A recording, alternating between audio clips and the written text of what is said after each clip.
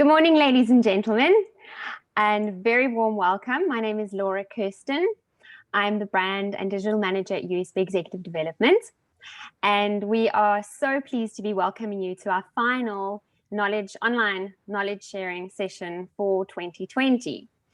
It has been an eventful year for us, and in actual fact, we were supposed to be in Mauritius right now doing this session.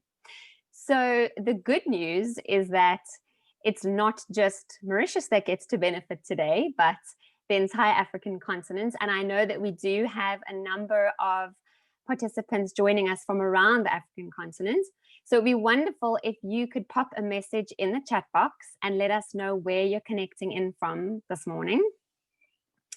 And the bad news is that Andre and I didn't get to make it to Mauritius this year. So there's a good side and a bad side to all of this, but we are looking forward to the time with you.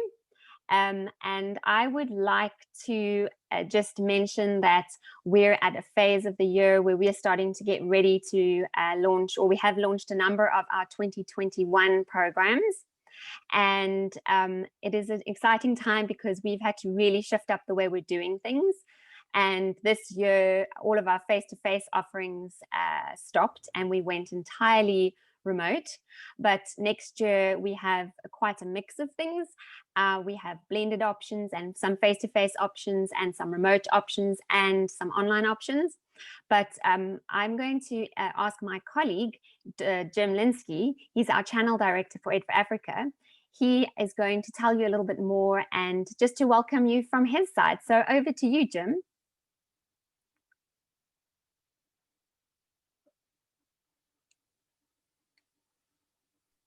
Sorry, everybody, Laura muted me. So good morning, everybody, and welcome. Yeah, and I'd just like to reiterate what Laura said. I think it's been a challenging year for everybody. Our moving across to the remote platform has been an incredible journey for us. But I think there's been an amazing support from Africa, and I think Africa has been one of the success stories for USB Ed, and that we've still managed to deliver our programs across the continent. And I think even more excitingly, for the first time, we've actually had Africa programs since we haven't been able to go into all the individual countries. So it's been an exciting as well as a challenging last 6 months. I think also, as Laura said, the focus right now is everything about 2021. We're finalising all of our 2021 programs, so all of you will be hearing soon some of the ventures that we're going to be doing next year in, first of all, the different countries, secondly, in the different regions, and then, as I've said, across our Africa platform now that we've got Africa remote programs off the ground. We also hope in 2021 that our ability to go back to face-to-face will materialise. Myself and my colleague and partner in Mauritius are already planning potential face-to-face programs, and along with our colleagues in Botswana, we're also trying to look at some face-to-face options for next year as soon as it's safe and as soon as it's feasible. So yeah, as Laura said, this is our last knowledge sharing event of the year. I know a lot of people are almost Zoom fatigued, so we really appreciate you all joining us this morning and listening to Andre. And I hope that you find this morning not only educational, but a little bit of relaxing entertainment that you can just sit back and enjoy the presentation this morning. We will obviously be starting to plan, myself and Laura and the marketing team, we'll be looking at our 2021 knowledge sharing sessions. And as always, please, please, please feel free to drop us ideas. We have now got what we call an in-country partner forum, where we've got basically 7 regions of Africa represented, where we are already discussing potential programs and knowledge sharing for 2021. But we also like to hear from you. I think you've all got Laura's details and contact details as she's in touch with you with all of these events. So please, please, please send ideas through. Anything you think that would interest both either yourself or your clients or your local market. Give us some ideas and we'll do our best to make sure that we get some really interesting knowledge sharing sessions and some different events into place for 2021. So guys, once again, thank you. I hope you enjoyed the session with André Roux this morning. And Laura, thank you for letting me do a little introduction, and back to you. Thanks, Jim. Yes, it is I see we have someone from Tanzania, Ethiopia, Botswana, Joburg. So I'm really excited to see representation from across Africa. I am now going to introduce you to our speaker, Professor André Roux. This is somebody that I could really sit and listen to for hours. I studied a Bachelor of Commerce degree at university, and I would say that economics wasn't the most exciting subject to me. And then I started working at the business school, and I've been there now for 14 years, and I had the privilege of meeting André and listening to him speak. And my goodness, he can bring economics alive and make it far more interesting even than marketing at times. So yeah, André is the head of future studies at the University of Stellenbosch Business School. His areas of expertise are business and labor economics. And his research focuses on globalization and socioeconomic development in Africa. So I could think of nobody better to address us on this topic. And so, André, I'd like to give you a very warm welcome. Thank you so much for availing yourself for us this morning. And we look forward to hearing from you. So everybody on the Zoom call, how we'll do this is André is going to share with us. There will be an opportunity for you to ask questions at the end, but please do feel free to pop your questions in the chat box as we go along. And if you don't mind, all just keeping your mics muted while we're on the call, just to prohibit any interruptions while André addresses us. Thank you so much, André. Thank you. Thank you for those very kind words, Laura and Jim, and good morning to everybody. I just want to confirm or reiterate what Jim was saying, that I was privileged to be involved in the Africa SMDP a few weeks ago, and it really worked magnificently with delegates from all over the continent. The interaction was great, the system worked wonderfully, and as I say, it was nice having a group of people, not just from one country, but from the entire continent. So well done, Jim, and well done, Laura, and well done everybody else for that initiative. Yes, I've been asked to speak today about economic growth and human capital. So let me kick off with the eternal words. The words will go down in history from this year, and that is, can you see my screen? So there we are. There's the question, and I'm hoping for an answer. Can you see my screen? There we are. Yes, sir. Thanks. Right. So, time is limited. I will get straight into what I wish to cover this morning. 3 basic components. First of all, I want to spend some time looking at a number of what we could call global trends. By that I mean things that have emerged, are starting to emerge, and are gaining more momentum, more traction as the years and the months go by. So roughly speaking, we'll be talking about what's going to happen between now and 2030. Then I want to spend some time looking at the meaning of growth and development, and more specifically, making a distinction between the two. There is a feeling in many circles that as long as the economy is growing, it will automatically and of necessity develop. I want to dispel that myth by showing you a few facts and figures. And the final part is then linking the whole lot together and trying to establish the link between growth and development on the one hand and human capital on the other, and reflecting upon some human capital trends over the next, let's say, 3 to 5 years. So let's get straight into it by having a look at 9 global trends. I built these 9 around the word foresight. The word foresight is the ability to understand trends, to interpret them, to tell stories about them, and therefore to make sound judgment now, which will have a bearing on the future. But it just so happens that the 9 letters making up the word foresight help me to identify 9 trends. I'll mention them first, and then say a bit more about each one over the next few minutes. So the first one is F for the 4th Industrial Revolution. O for Oriental. As I shall explain when we get there, technically Oriental refers to Asia. I'm using this as a proxy for the developing world. a reappraisal of our understanding of how economies work. E for a more empowered population, global population. S stands for saturated. That is my version of reflecting upon the growing pressure on limited resources. The world is still characterized by lots and lots of inequalities.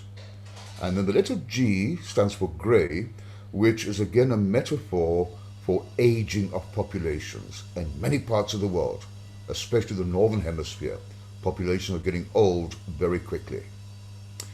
H is my reference to climate change. Many parts of the planet are getting hotter and drier. And then finally, T stands for access to everything. So as I say, for the next few minutes, a quick reflection on each one of these trends. Many of which are known to you, by the way. I haven't got anything new here, really. It's more about putting things into context. So the Fourth Industrial Revolution, by now, I think, is well known to most people. There's lots of hype about it. Let's have a quick look at the evolution of revolutions. If this is the fourth one, that implies there have been three others. So just very quickly, without too much history, back in the late 1700s, the first one was where water can be converted to steam, and steam was then used as a means of power to help power brand new mechanical production facilities. Now, it's interesting in the context of today's debate that even then, back in the 1700s, early 1800s, there were grave concerns about the threat that this mechanization posed to workers. And indeed, in Britain and England, for instance, a movement called the Luddites took to the streets, trying to break down all these newfangled mechanical production facilities. Then about 80, 90 years later, we had the second revolution, electricity, and that facilitated and enabled the really important division of labor and mass production. But more recently, late 60s, early 70s, computers, and then today the so-called fourth revolution, cyber physical systems, smart robots, artificial intelligence, the Internet of Things, cyber currencies, and the mind starts boggling at all these things happening so quickly and having a very distinct bearing on the world of work, on the world of business, on the world of consumption, and of course having a distinct impact on employment and the economy. What is it all about? Well, I think it's still really, in some ways, an unknown quantity. And we have all kinds of examples that seem to illustrate this. There's one of them, found at an airport in South Korea, where in this airport, as you can see there, you present your boarding pass to that little thing called Troika. That little thing will actually then accompany you to your boarding gate and actually conduct a conversation with you while so doing. It might even smile at you if you ask it very nicely. Some other manifestations of this revolution in the world of health. In America in 2018, almost 600,000 surgical procedures conducted by robots. Also in America, a certain cancer center uses a supercomputer which can read 1 million textbooks, medical textbooks, in 3 seconds. As we shall see a little bit later, aging is a major concern, especially in Europe. And one of the concerns is there won't be enough people to look after these elderly people. There won't be enough younger people to care for the elderly people. So enter the prospects of a care bot. In fact, it's happening already. A specialized robot looks after elderly people, wakes them up in the morning, feeds them, helps them to get dressed, sings them a song, reads them a story. And a few years ago, the World Economic Forum conducted a major survey amongst more than 800 senior, if you like, tech executives, asked them all kinds of questions. And one question was, do you think that by the year 2025, the following will be up and running? What you see now in front of you is simply a selection of the factors mentioned there. And even then, I'm going to just cherry pick one or two. So observe, for instance, robotic pharmacists, 3D printed cars, implantable mobile phones, driverless cars, old news. Look at this one. In a few years' time, chances are that if you need, hope it doesn't happen, if you need a brand new liver, you won't have to wait for a transplant or for someone else's liver. You can have one printed. You'll be able to have one printed by a 3D printer, specifically attuned to your unique biology, and then transplanted into your body.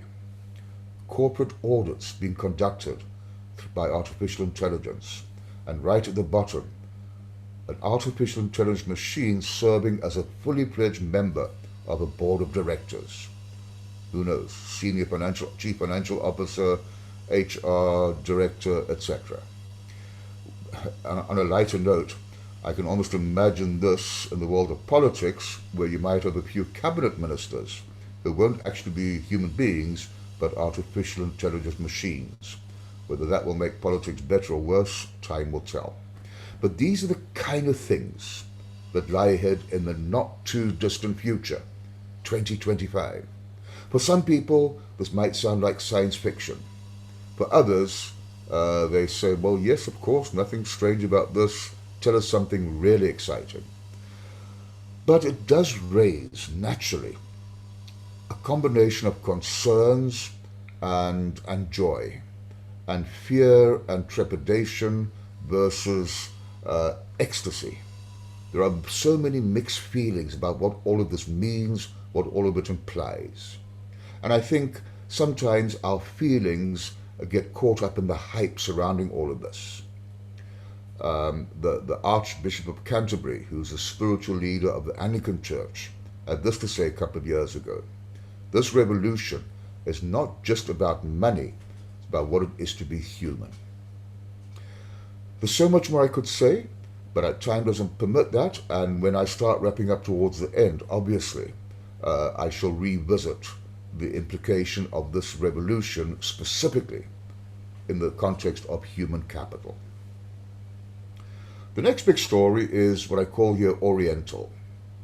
Now, I am pretty convinced that if, say, 10 years ago, 15 years ago, we had asked most people to list or to name the really big, crucial, important economies on this planet, most would probably have said the USA, Western Europe, and perhaps Japan. And that would have been it. That would have been the beginning and the end of that list. If we ask the same question today, the answer is not exactly the same. I'm about to show you the 10 largest economies on this planet, which is simply determined by measuring the size of their production per year. And we find here that of the 10 largest, 1, 2, 3, 4, and 5 are not your traditional, typical so-called developed nations or high-income nations. They're either upper middle or lower middle income nations. They are developing or emerging economies. And there's the first clue, namely that more and more developing countries are now becoming significant movers and shakers in the world economy. We look at the next 10 biggest, and we find places like Mexico and Turkey, the 12th and 13th biggest economies respectively. Iran makes the top 20, so does Thailand. And I should have said a bit earlier, this is all out of 218 countries. There are 218 countries on this planet. I'll show you 10 more, and certainly not go beyond that. But the reason for showing you 10 more is because we now start seeing Africa entering the list. Egypt, Nigeria, and in the 29th position, South Africa. That's in addition to Pakistan, the Philippines, Malaysia, Argentina, and Bangladesh. So the story is that whereas 10, 15 years ago, the world economy was dominated by a handful of countries, today more and more developing countries are becoming significant players in the world economy. Not only as producers, but also very importantly as consumers. We are seeing a rapid growth in the number of middle-income consumers in the so-called developing world. Not so much in America or Europe, where you can see that between 2009 and 2030, the number of such consumers virtually stagnates. But in South America, an increase of 130 million middle-income consumers. Excitingly in Africa, an increase of roughly 200 million, which is a big number. It means 200 million additional people in different parts of Africa willing and also able to buy consumer goods. And this stimulates, naturally, the production of such goods. And that stimulates economic growth and development. An impressive number.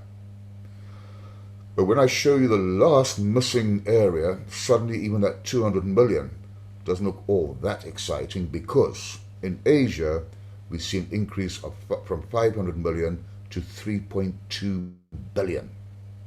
So all told, in 2009, there were 1.9 billion such consumers. By 2030, 4.9 billion, an increase of 3 billion within barely 2 decades. And most of that increase occurring in the so-called developing world or the Southern Hemisphere. So the message here is, overall, we are witnessing a power shift from the West to the rest. Then, the world of economics has been turned upside down over the last few years. Just think about this. This century, obviously, has lasted so far 20 years. In those 20 years, we have experienced as a world, as a planet, 2 of the most severe recessions recorded ever. The first one, 10, 11 years ago, the so-called financial crisis, became known as the Great Recession. And we thought at the time, and until quite recently, that was grim and terrible. We were calling that the worst recession since the Great Depression.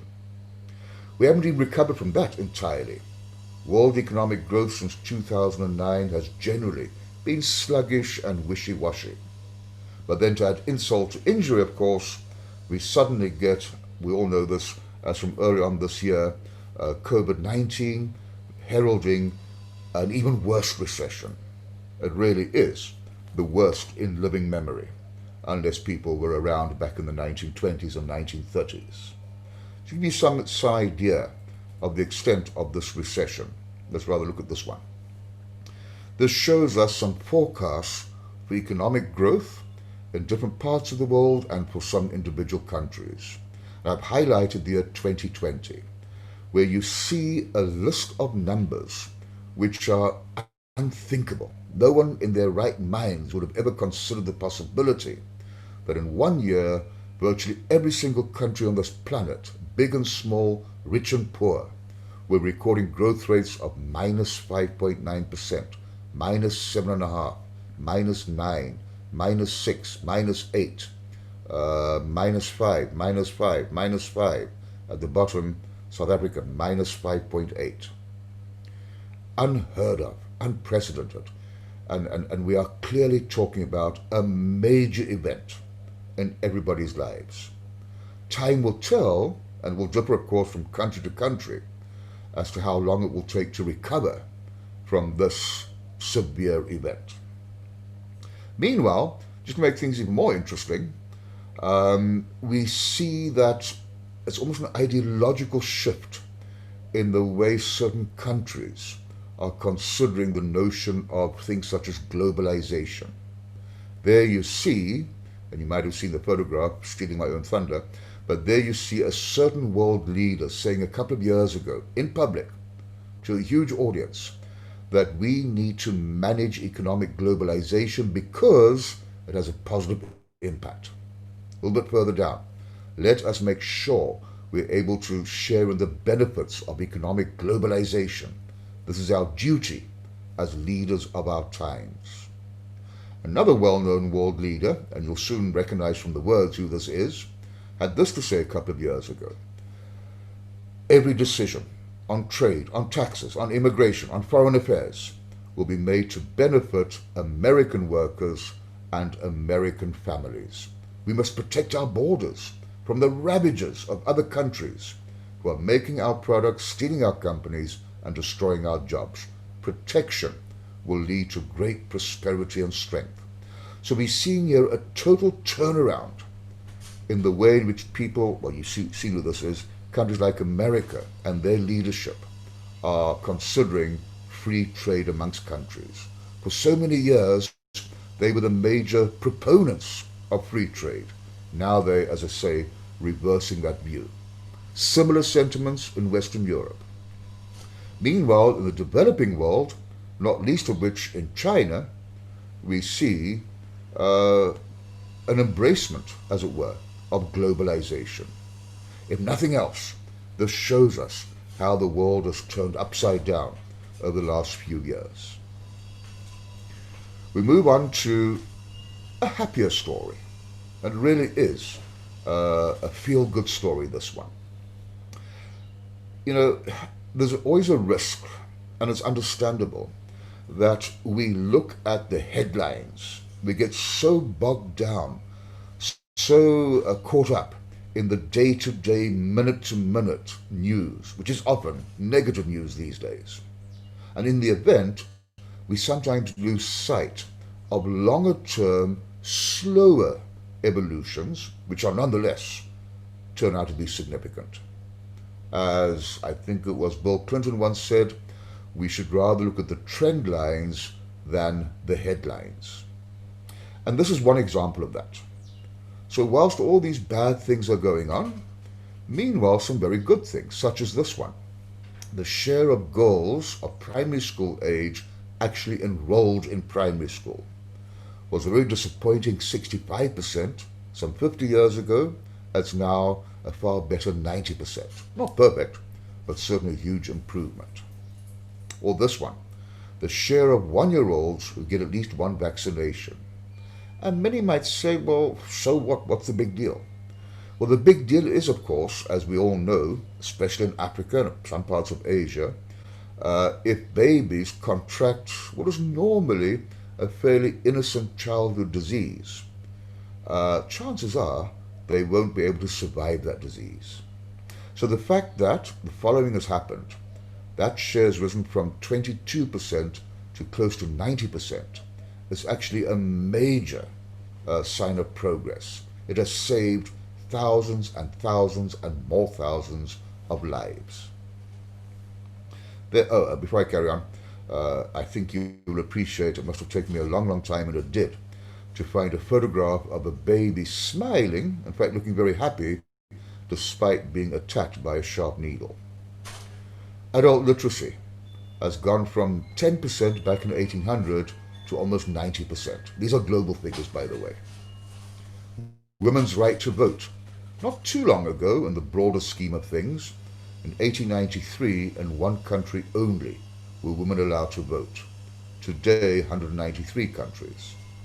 That one country, if you're interested, by the way, is New Zealand, or was New Zealand. And then, of course, in the world of communications and access to information and knowledge, the fact that there are now close to 65% of the world population of all ages, using a cell phone, has changed people's lives dramatically. As this one, the fact that virtually 50% of the entire global planet uses the internet.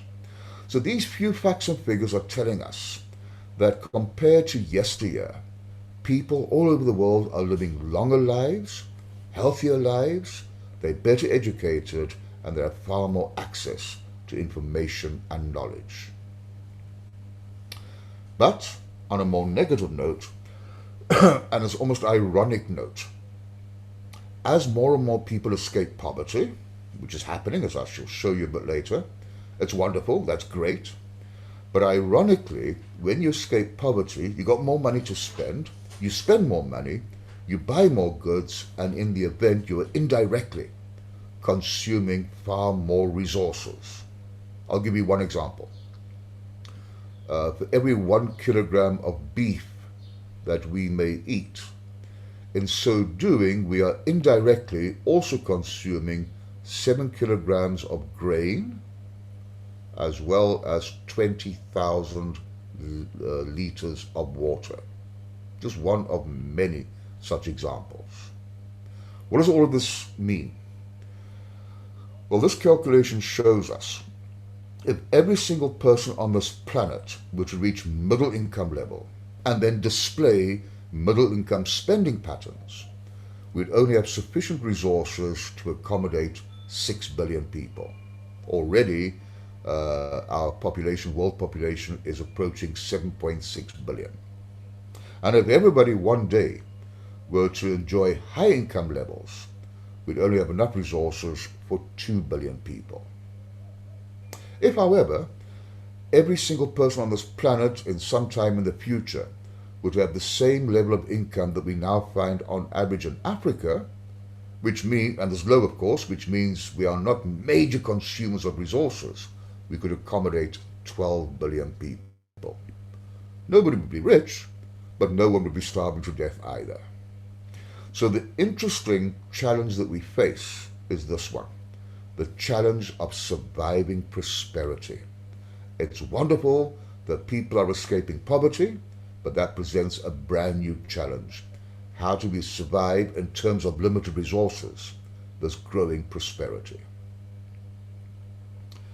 And despite major advances in terms of income and escaping poverty, the world remains very uneven, inequitable, and divided. Might sound a bit strange. You might say, well, how is it possible?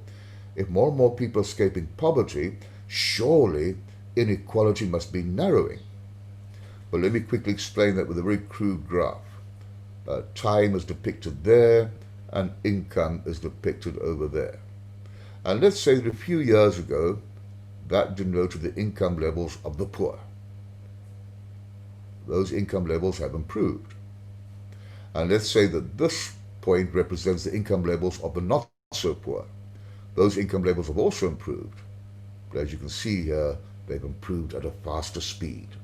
So whilst most people are better off than 10 or 20 years ago, some are much more better off. And therefore the gap continues to widen. And probably, I have no doubt that unfortunately, this inequality gap will be compounded, will be aggravated by the effect of COVID-19. Sadly, poorer members of society are more adversely impacted by COVID-19. It's also sobering to look at this number or this statement. The world's richest 26 billionaires, individuals, not companies, individuals, have as much money as the poorest 3.8 billion people on this planet. And that happens to be half of the world's population. So 26 individuals have as much money as half the world's population. Then, let's move on a bit.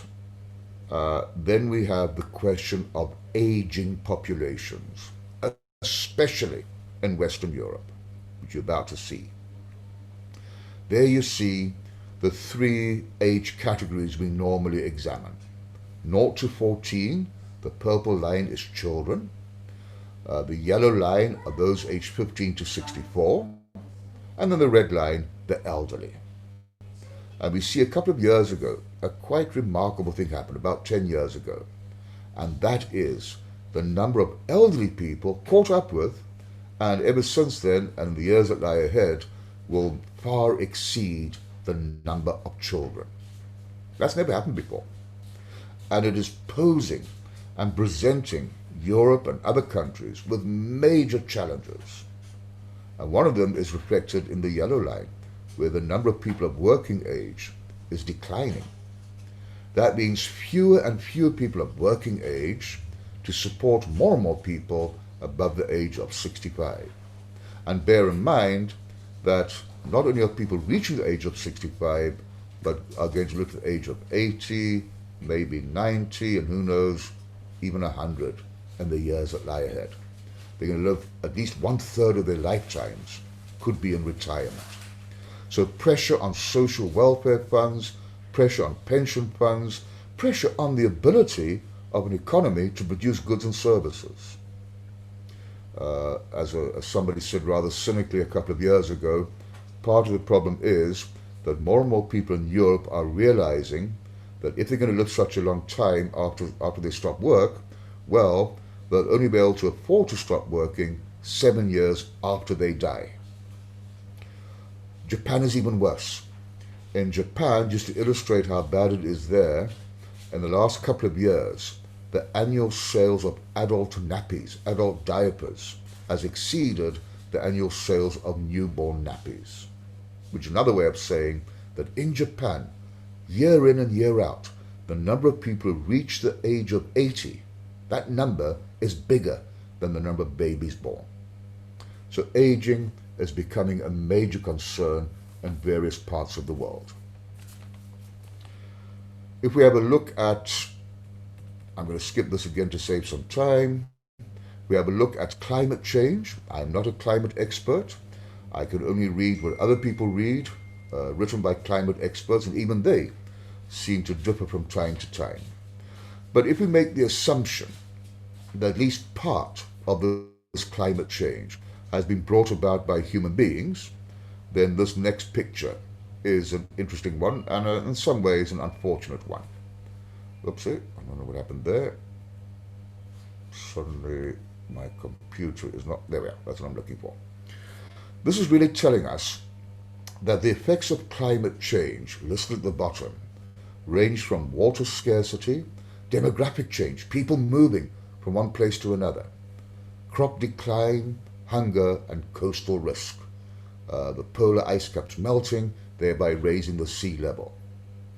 And as you can see here, the biggest victims, as it were, of these different kind of outcomes are certainly all parts of Africa, and then some parts of Asia, and here and there parts of Central America.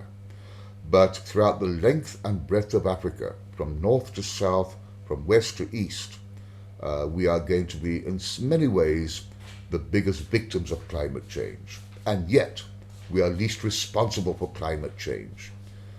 If human beings are responsible at all, that responsibility lies in the northern hemisphere, the ones who industrialized for so many years. Finally, on a more positive note, access to everything. And this links up in some ways to the first point about the fourth industrial revolution. The fact that, let's take Africa, more than 300 million Africans use the internet, which is not only interesting and useful to look up things, but also grants access to tele-education, what's happening right now, access to telemedicine.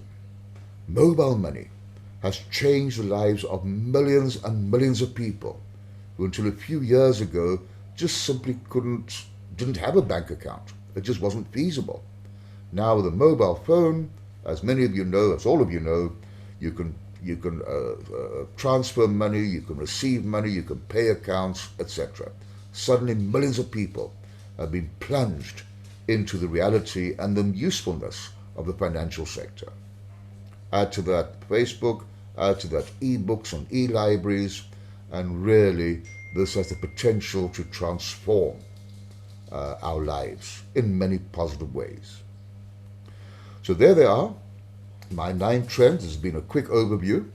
I am sure that if asked, other people might offer you 5 trends, or maybe 16, or maybe 23. But I do believe that these 9 give us a fairly good review of some of the major stories that are emerging and will be emerging, influencing every single country, big and small, every single business, big and small, over the next few years. Now, we don't know exactly how these factors, how these trends are going to unfold. They could unfold in different ways.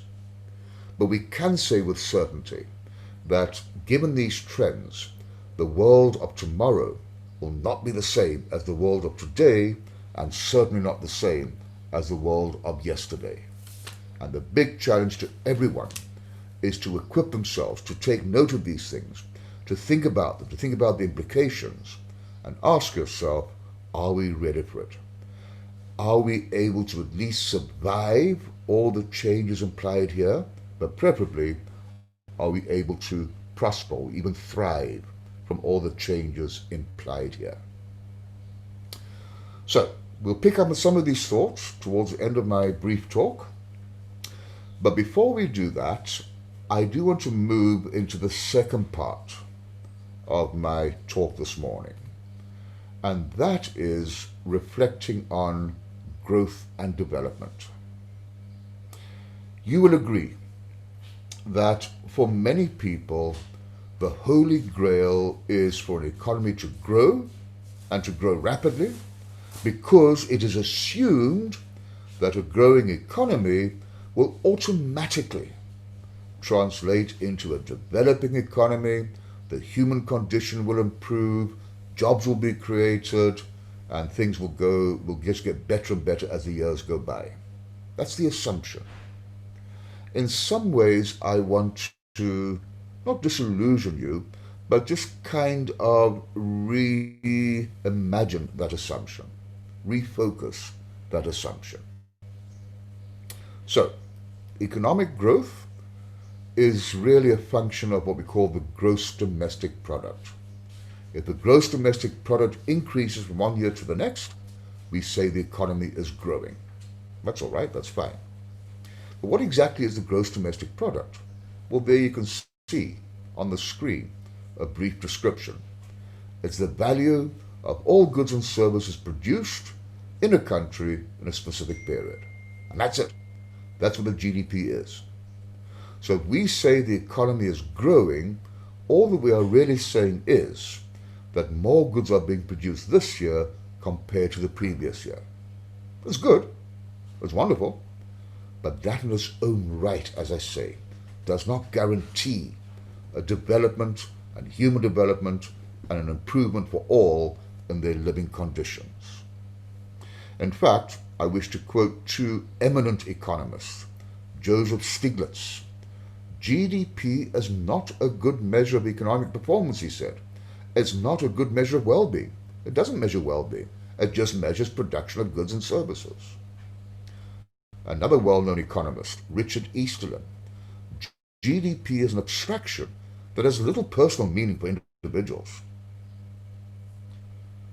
Even Einstein got into the act without realizing it, by saying, not everything that counts can be counted, and not everything that can be counted counts.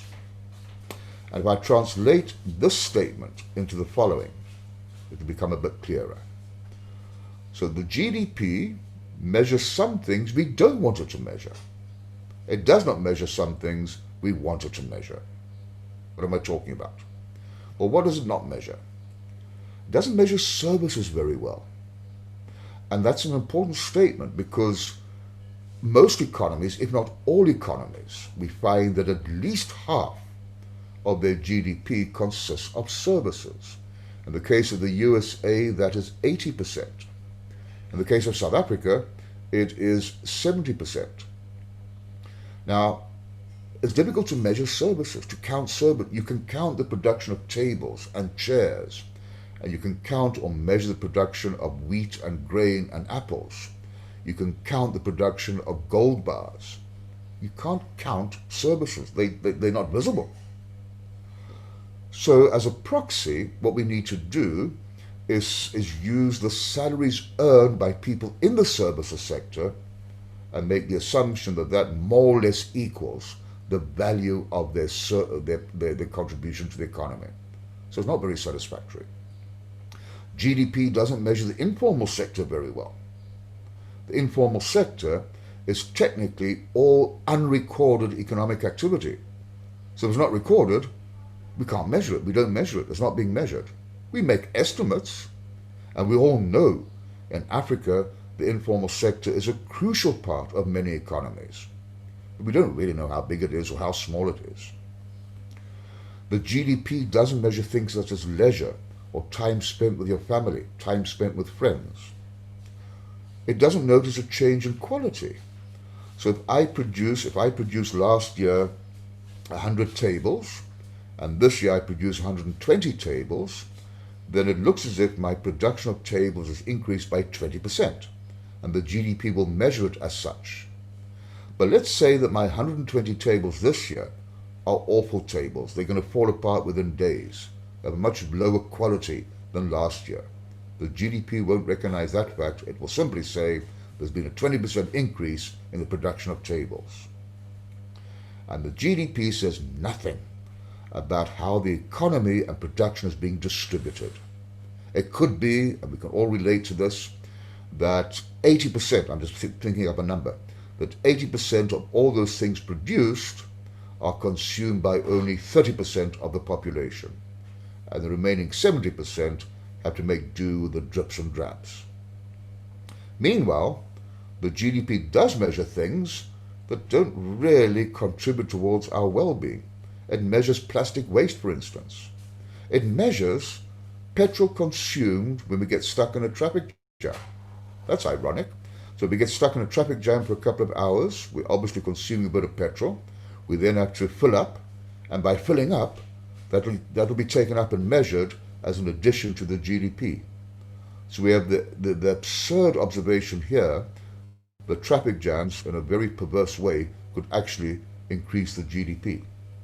It measures advertising, and it measures military production, which for many people is not a very good thing to produce.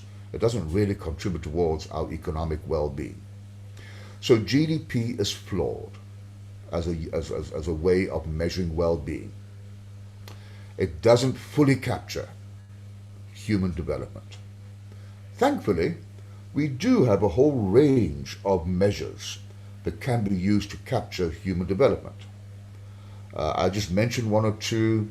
The Gini coefficient, that is used to measure inequality. We have different measurements of poverty, of course.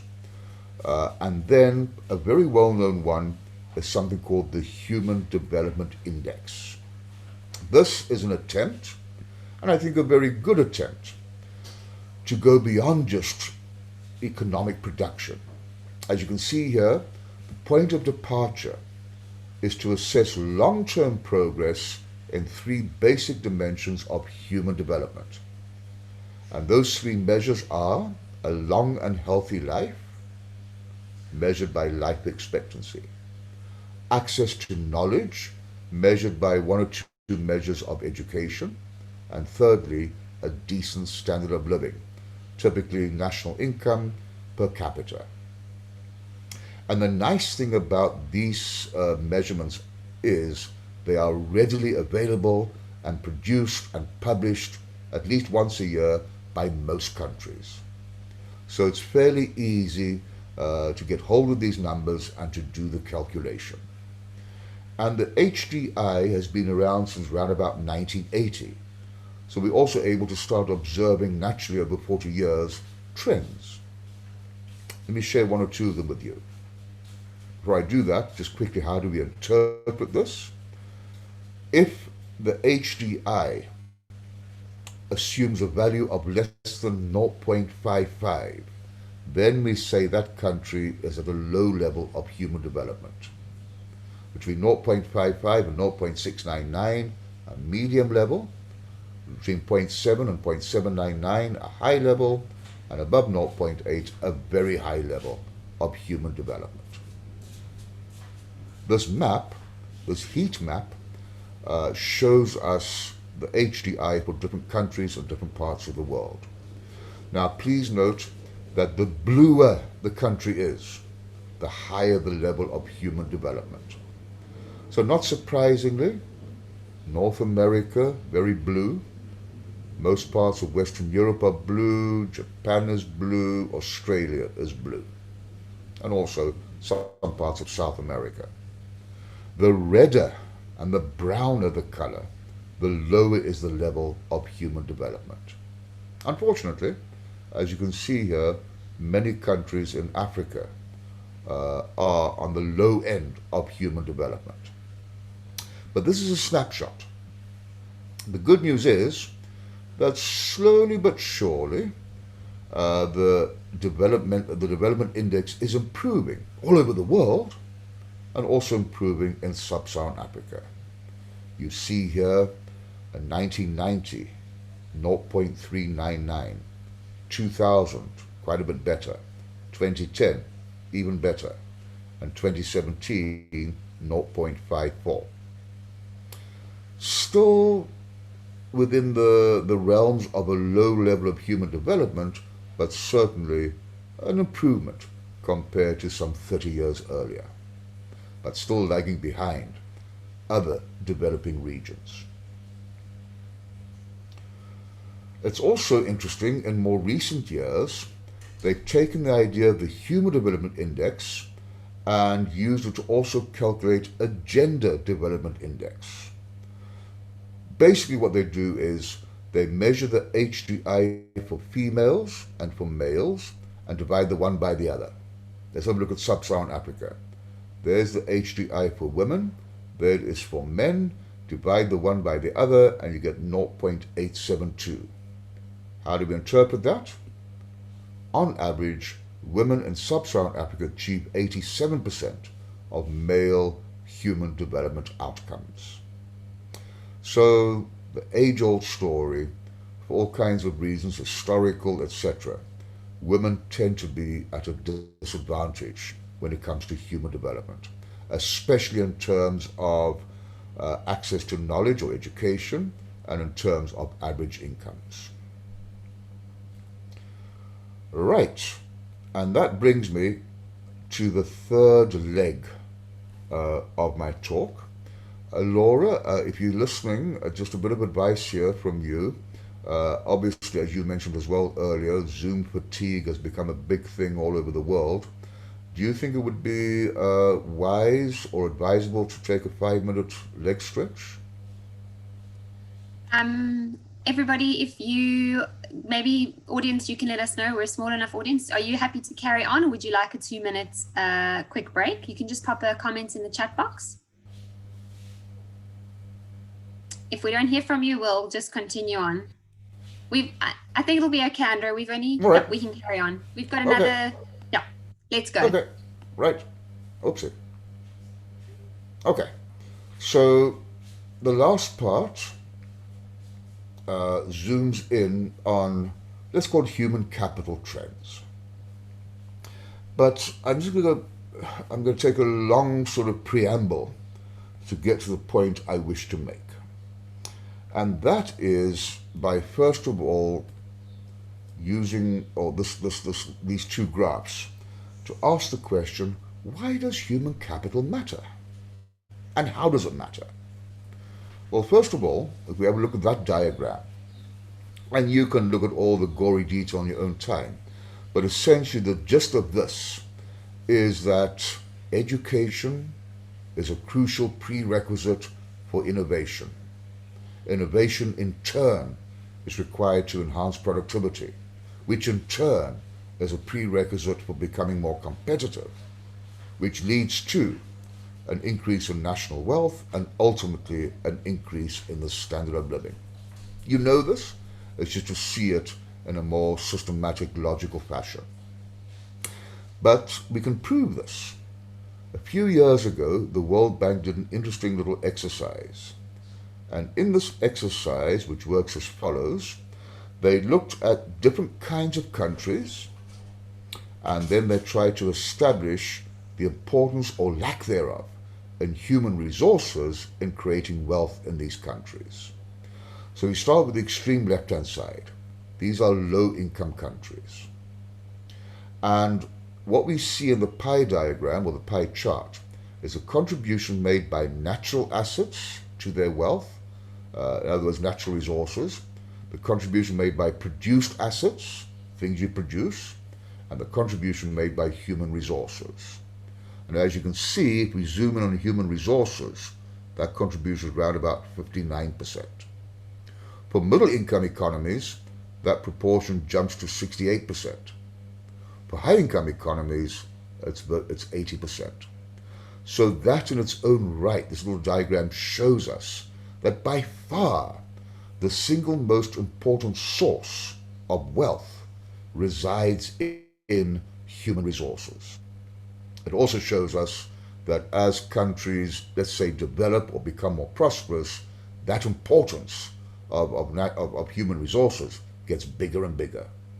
Put slightly differently, successful nations, economically successful nations, are successful because they recognize the importance of human capital. So, let us, as I say, take a fairly long preamble.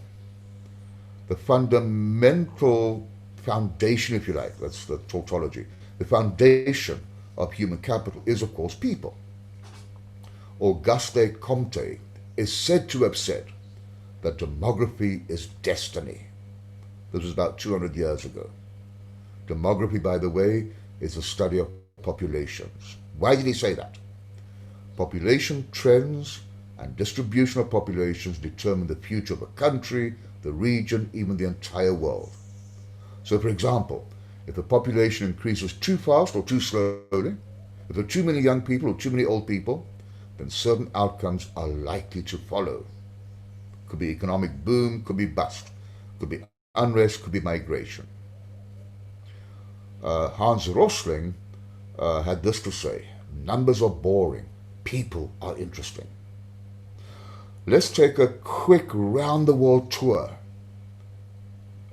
with regard to a number of interesting demographic developments that we are observing and will be observing, such as this one.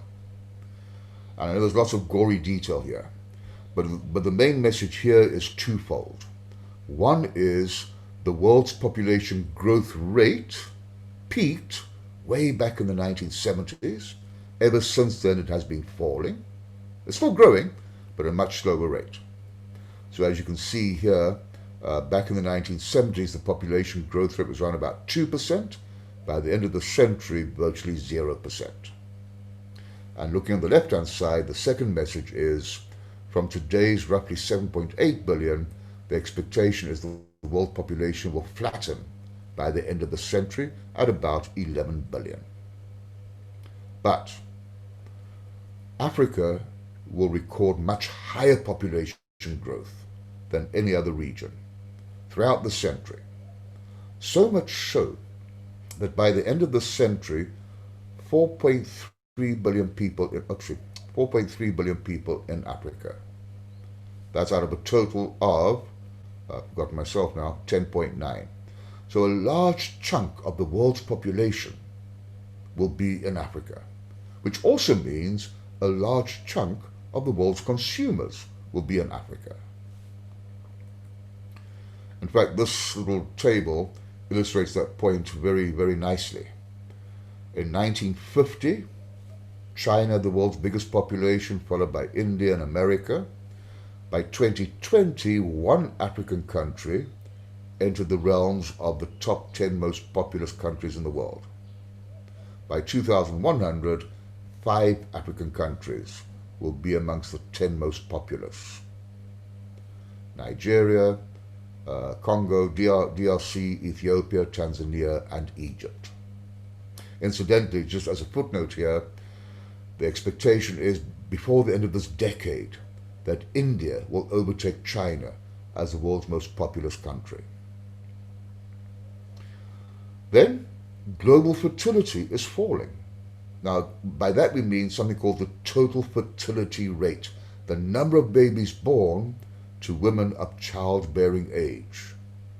These are global figures right now on the screen. You will note that the number 2.1 is highlighted here. It's called the replacement level. What does that mean?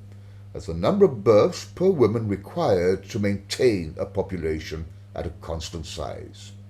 If that replacement rate goes below 2.1, then over time a population will shrink.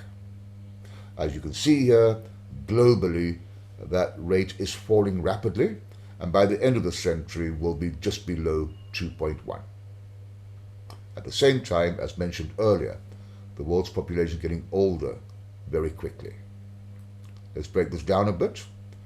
A very messy graph, produced, by the way, by United Nations. It shows us that same number, total fertility. I want you to look at Africa, the purple line. Right now, total fertility rate is round about 5 babies born to all women of childbearing age. That will be dropping rapidly to around about 2.6. Still the highest in the world, but converging with most other world regions. And by the end of the century, half of all babies born worldwide will be born in Africa. There we see, 50%. We move on to life expectancy. The good news here is throughout the world, including Africa, life expectancy is improving. It's improving in Africa as well. Again, the purple line. Off a lower base, but again, by the end of the century, we see some degree of convergence throughout the world in life expectancy. The number of elderly is by implication also increasing. This shows us the proportion of people in, what is this, pink, older than 65. As you can see, a substantial proportion of the world population older than 65. We're talking about close to 2.5 billion people. And then I'm going to move on a bit here to have a look at something called the support ratio. The number of people of working age relative to the number of older people. In other words, how many people are there of working age available to support elder members of the population? And throughout the world, that number is declining, which is not a good thing. It's not a good thing. There are going to be fewer and fewer people of working age able to support a rapidly growing number of people who are older than 65. But throughout these numbers, and I'm just giving you a flavor, I hope you've noted that Africa, amongst other things, is by far the youngest population on this planet. We're getting older, but by far the youngest population. And this raises the prospect of something called the demographic dividend, which works as follows.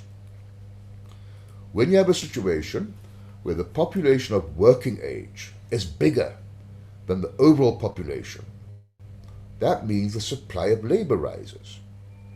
Then, if, and this if you should see in italics and bold and capital letters and uppercase, etc., if this higher number of working age members of society can be employed productively, incomes will rise and economic growth will accelerate. Then phase two, because as I pointed out 2 minutes ago, in Africa there are relatively fewer dependents, because there aren't all that many old people compared to other parts of the world. Then, because of that, those earning an income will be able to save, and that can be used crucially to finance capital, physical capital, those new buildings, new machinery, new infrastructure, and to finance human capital, education and training, which in its own right will further boost average incomes and economic growth. And in many ways, Africa is one of the last frontiers, as it were, that faces the prospect of this demographic dividend. Most other parts of the world have had their turn, they're getting old. Who's had their turn? Germany. They enjoyed their demographic window of opportunity up until around about 1990. England until around about 1980. America, their window sort of shut down a few years ago. Japan shut down in 1995. China is currently enjoying the last few years of their demographic window of opportunity.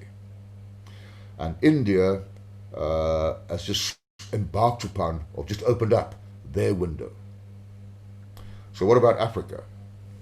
This particular source only looked at these countries, but I did some of my own calculations using this sort of description on the left-hand side and discovered I did not in any way torture the numbers to tell me any particular story. Discovered that Africa's window opens up in 2050. And at first I was awfully disappointed. I said, oh my goodness, another 30, 35 years to go. And then I thought about it again and said, well, maybe it's not such a bad thing. Because this, although the window might open up, only becomes an opportunity if you're able to exploit that opportunity. In other words, if you do have the right kind of skills, if the big workforce or population of working age is able to find a job. And with the greatest deal of respect, and let me put my cards on the table, I have often been accused of being a naive optimist, but the greatest deal of objective optimism, I don't think Africa is ready yet to exploit the potential of this opportunity. So my thinking now is, well, maybe it's not such a bad thing that we have to wait a few more decades. It gives us 30 years to get our act together in terms of the right kind of skills, etc., to exploit this window of opportunity. Because when we look at skills in Africa, I don't need to tell you this, but I'm afraid we do have a problem. We see it as a starting point in the fact that 63%, only 63% of adults are literate. Now, it used to be worse. The situation is getting better. It also means that 37% of adults cannot read or write. We see it in the fact that enrollment at tertiary education, now we're looking here at those aged 19 to 24, what percentage are enrolled at some tertiary institution? Look at the world average, 33%. Look at the figure for the Arab states, 28%. East Asia, 33%. Latin America, 44%. North America and West Europe, 77%. And then we look at Africa, a rather disappointing 8.2%. Much better than 20 years ago, but still way behind the rest of the world. And there can be no doubt that there is an ongoing skills mismatch in Africa. So first of all, many people aren't getting an education or any decent education. Secondly, many who do get an education are not necessarily being skilled in what the market requires.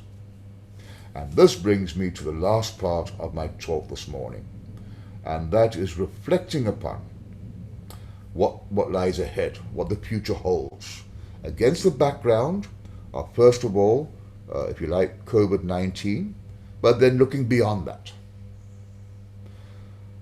Just a quick, and I found this very interesting, this is almost hot off the press, a report released in the last couple of weeks by the World Economic Forum. A huge report, a huge study, a huge program on the future of jobs. And I found this very interesting. Let me explain what it's all about. The estimated share of workers unable to work from home. And even in the more affluent countries, such as Switzerland, United States, Germany, about 60% are not able to work from home. That means only 40% are able to work from home. In the poorer countries, that ratio is even higher. Bangladesh, Mexico, etc., the proportion not able to work from home is even higher. And I find this interesting because people often say to me or say to anybody, the world of work has changed forever and ever, given COVID-19. Everyone, I quote, is going to work from home over the next few years or forever and ever. It's just not true. Most people are not able or not even willing to work from home. You cannot produce tables behind your desk. You cannot grow potatoes behind your desk. And over and above that, even those who are able to work from home, technologically, don't always want to work from home. So I think the whole idea of this massive migration from working at the office to working at home is perhaps a bit overstated. We'll probably see some kind of hybrid model in the years that lie ahead. But let's look beyond the post-COVID situation. Again, from this report, surveys done amongst companies all over the world include this one. What technologies are likely to be adopted by 2025, which is only 5 years away? Have a look at them. I don't understand all of them, but they look very impressive. Cloud computing, big data analytics, the Internet of Things, moving down a bit, e-commerce, digital trade, robots, non-humanoid, virtual and augmented reality, 3D and 4D printing, biotechnology, there we see it again, robots and humanoids, quantum computing. This one, I think, is really telling us an important story. Again, based on a survey, the share of tasks performed by humans versus machines. Now, the tasks are listed down the left-hand side, information and data processing. And I want you to look at the blue line, the light blue part of this bar. So that's telling us by 2025, an information and data processing, that proportion in blue will be conducted by humans and the rest by machines. We look at performing complex and technical activities. Roughly, 45%, make it 50%, performed by humans, the other 50% by machines. Administration, more or less the same, about 50% done by human beings, the rest by machines. Physical and manual work activities, about, 45%, I think about 55% conducted by humans, the rest by machines. So this resonates with my earlier thoughts on the Industrial Revolution, that there's clear evidence and expectations that more and more tasks at the workplace will be conducted not by human beings, but by some form of artificial intelligence and or smart robots. And this translates into this particular observation. Many jobs will be displaced, as I've just pointed out. What will be displaced? These kind of jobs I'm circling now. Data entry clerks, admin and executive secretaries, accounting clerks, accountants and auditors, assembly and factory workers, mechanical machinery repairers. They could be displaced by machinery. But the good news is there'll be a growing demand for these kind of jobs. Data analysts, machine learning specialists, big data specialists, software and applications development, Internet of Things specialists. So globally, 97 million additional jobs will be created. 85 million lost, but a net increase, if you like, of some 8 million jobs. That's by 2025. But it also means that up to 50% of all employees will need to be reskilled in the next few years. Not the next few decades, in the next few years, starting from now.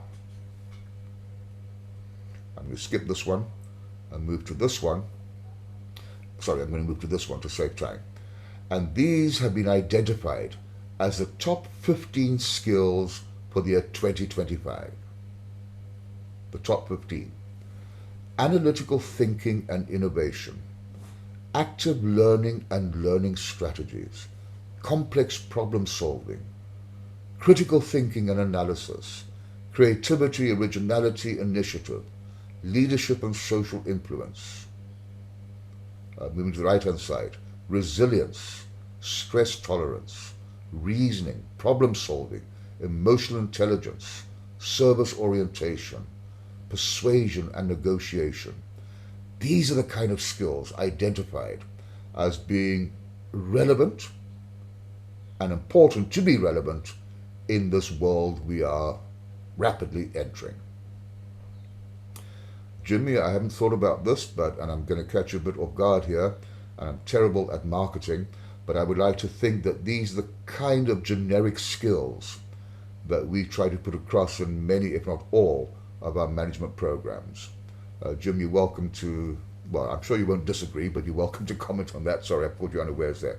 But seriously. Andrew, thanks for that, Andrew. But yeah, we've kind of worked on something very, very similar to this. Yes. And we've actually sent it out to all of our partners now in Africa so that we can look at these as potential sort of like master classes, incorporations into programs going forward.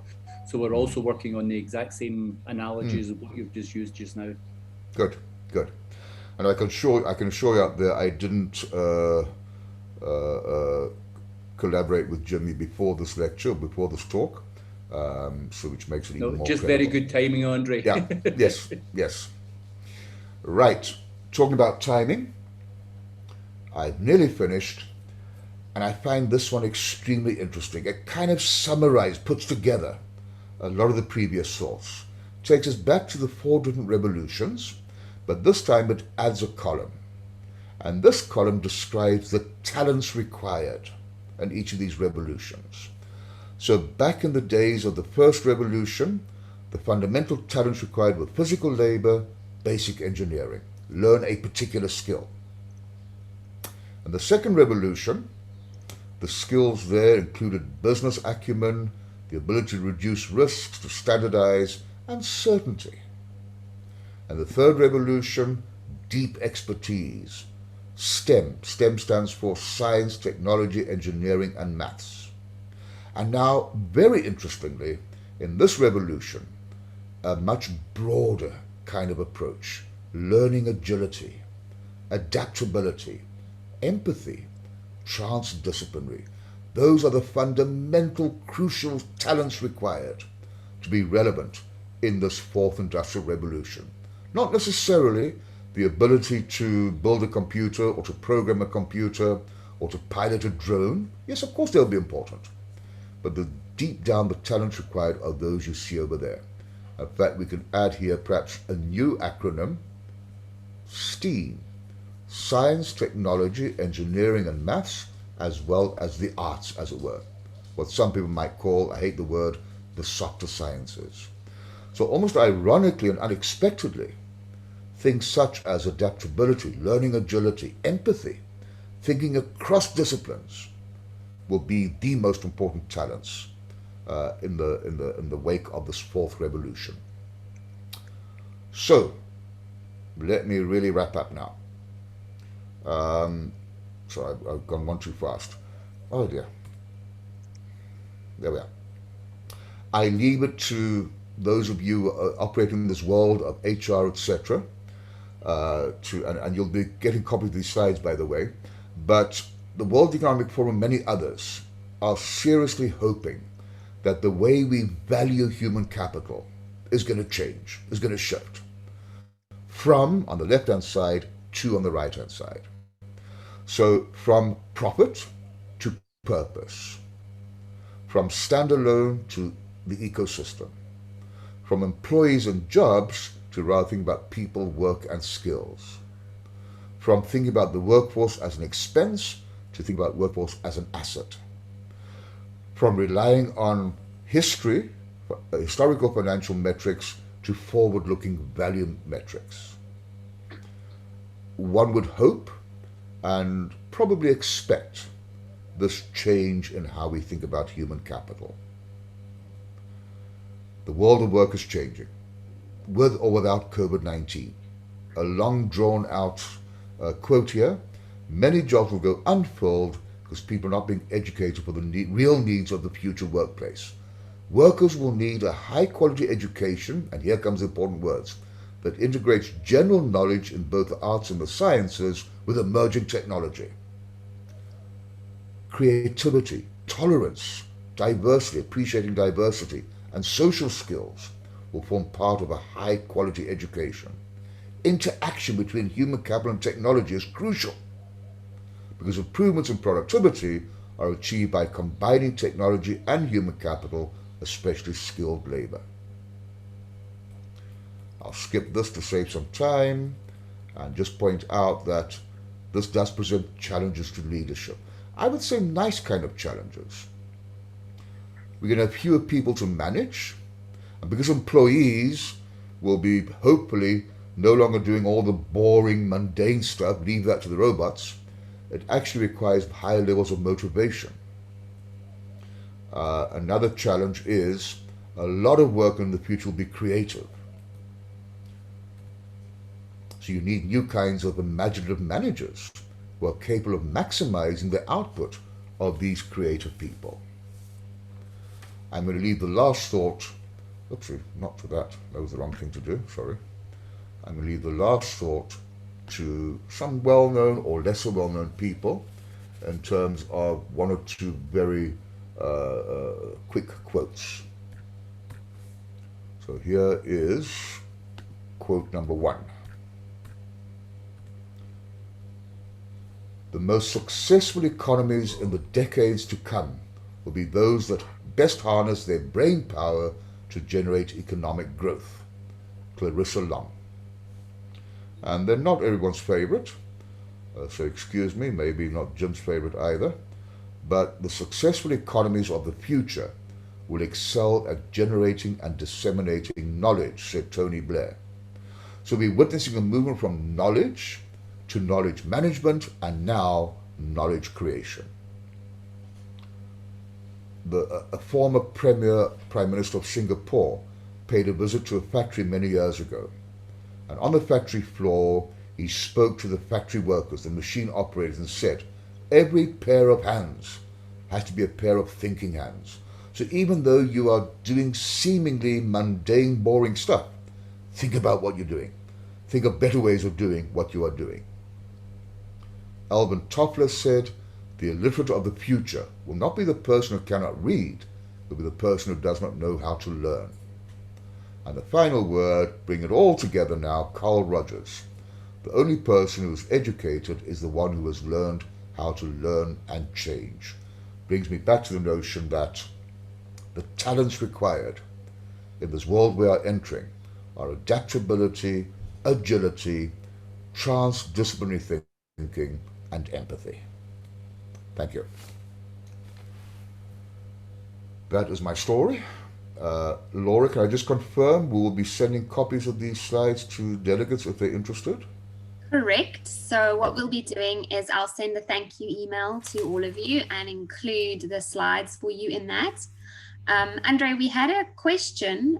We had 1 or 2 questions in the chat box. If you don't mind, if I could quickly ask you. Yes. So Paul asked, how would things like COVID, primarily damaging the older population, impact the window of opportunity that you were talking about?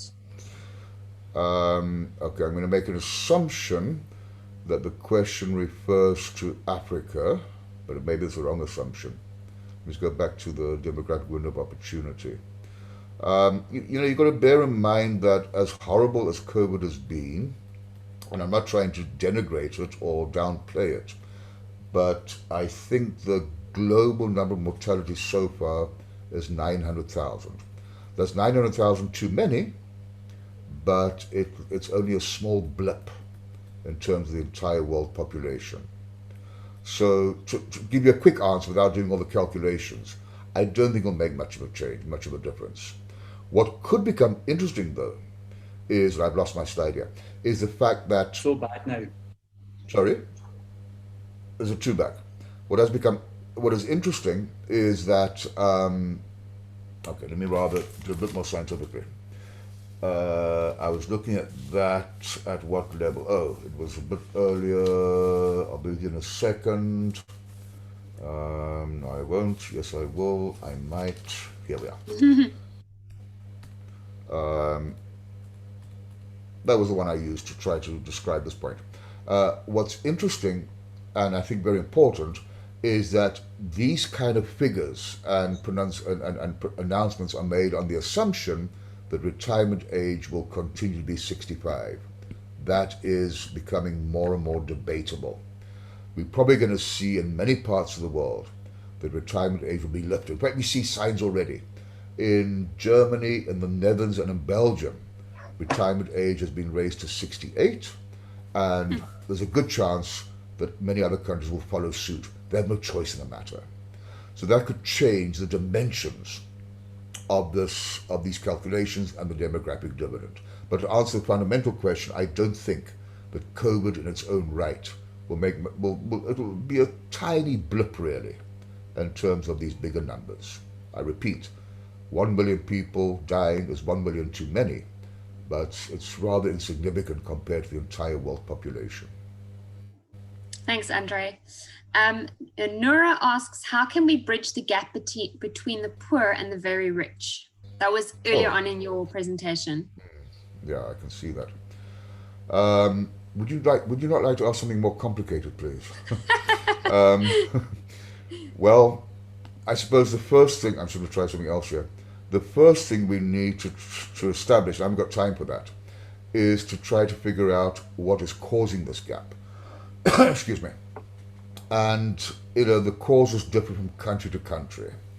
But the popular way of talking about this gap, and I might be a bit controversial now, is to typically look at the earnings of a few hundred, maybe just a few dozen people in society, rich CEOs, etc., earning, for argument's sake, I'll just use rand terms, earning for argument's sake, whatever, pick a number, 30 million a year.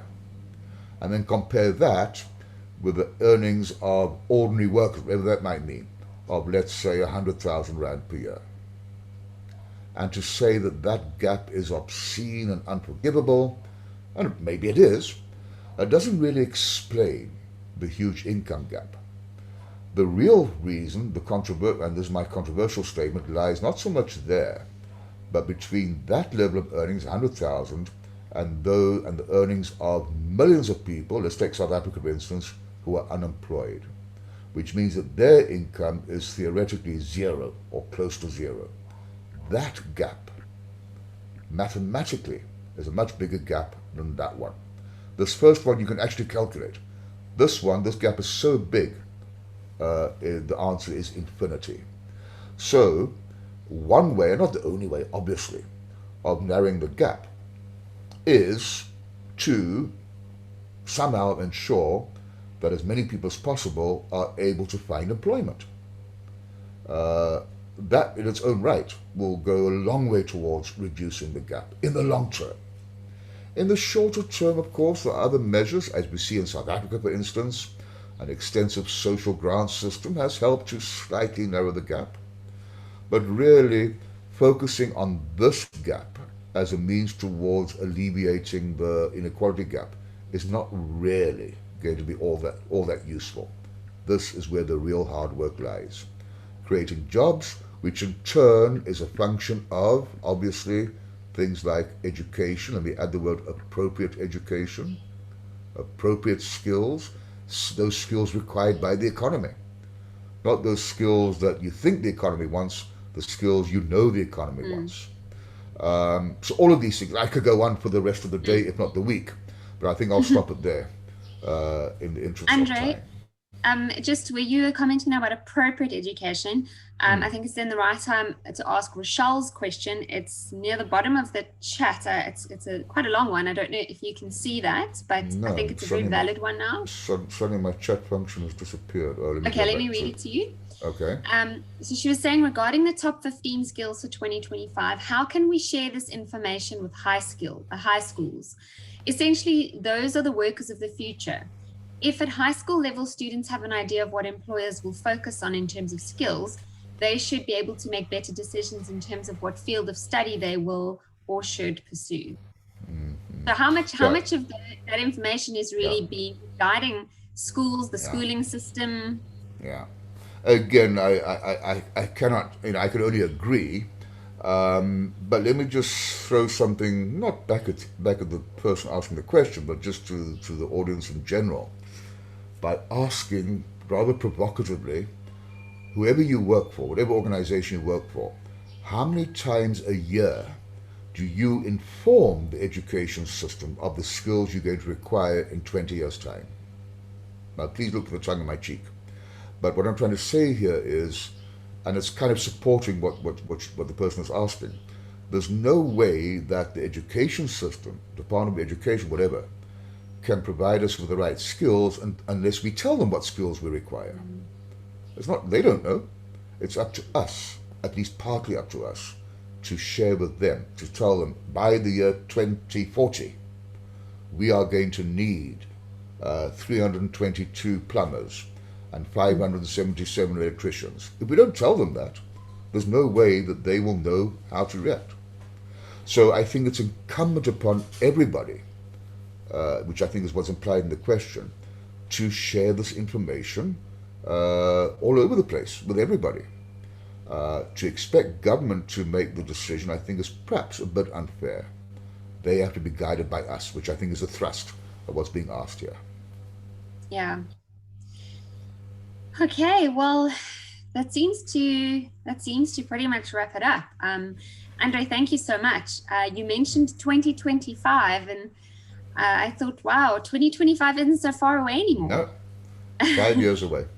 It is around the corner. I mean, I remember when we were all working towards 2020, big goals for 2020.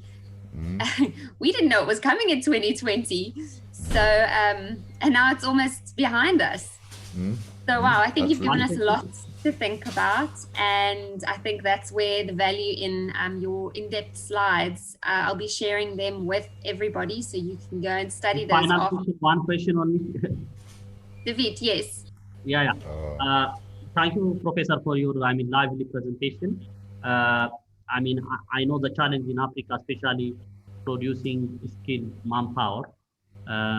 For example, most of organizations in Africa, they have no human skill forecasting system. So the universities and the education system, they have no any idea what type of skill they have to produce.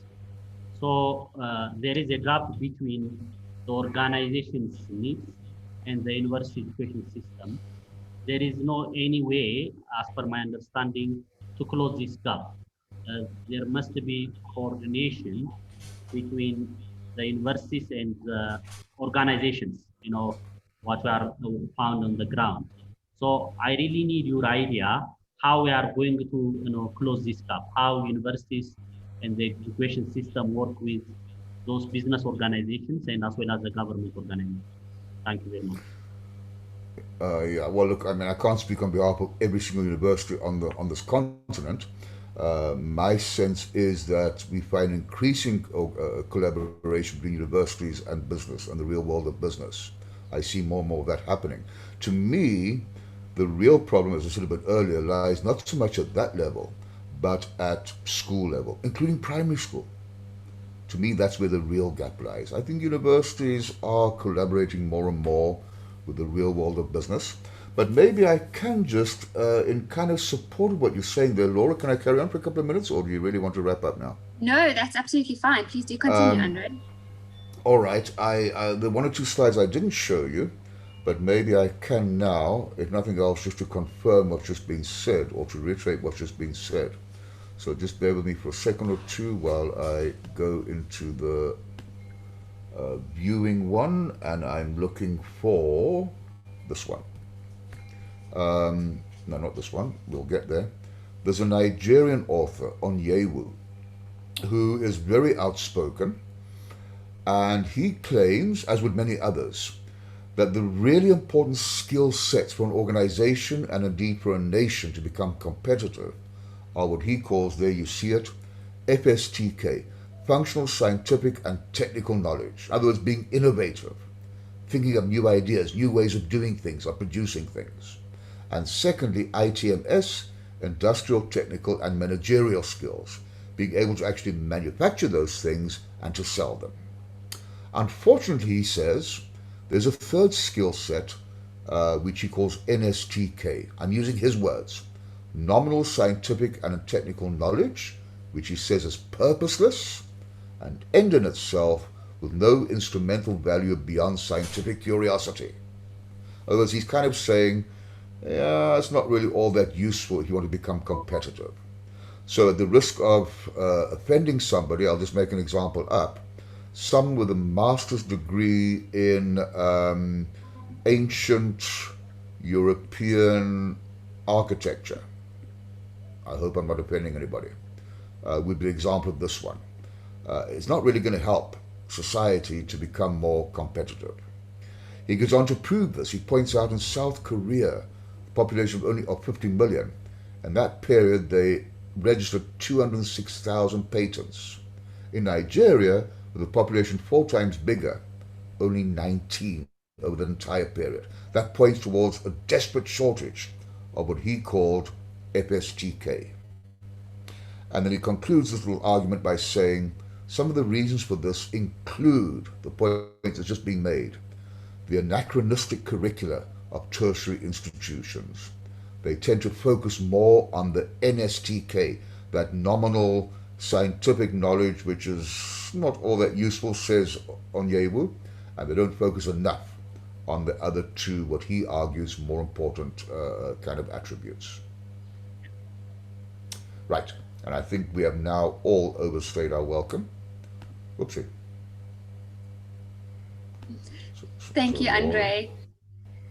Well, everybody, thank you so much for connecting in. I know that we do all have a lot of Zooms at the moment, so it really speaks volumes that you joined us and you stayed for the full time. We appreciate it. We look forward to interacting with you in the future. As I said, I will be sending you an email with a link for these slides, and hopefully we will also have the recording up as well, so you can watch that again. Please do stay in touch, reach out to our Africa team. We are doing lots of business. We are there to help you bridge that gap, to help you find solutions for your organization's needs, to empower to grow your human capital. And I know that our human capital manager's on the call with us here, so I look forward to chatting to her afterwards. But I just want to encourage you all, this has been a difficult year. Keep on doing what you're doing, keep growing, keep working towards the goals that you've set. We've had to recalibrate a lot this year. And as you start planning for 2021, we wish you great success and we look forward to seeing you in the new year again. Okay, so thank you everybody so much. Goodbye. Goodbye. Thanks, Laura. Thanks, Jim.